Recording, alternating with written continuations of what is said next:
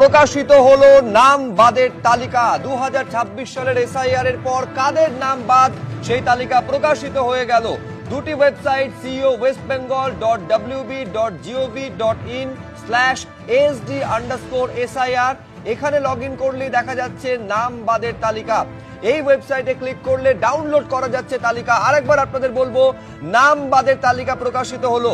এই যে 2026-এর জন্য যে এসআইআর, তাতে কত নাম বাদ গিয়েছে সেই তালিকা প্রকাশ করে দেওয়া হলো। কাদের নাম বাদ সেটা প্রকাশিত হয়েছে।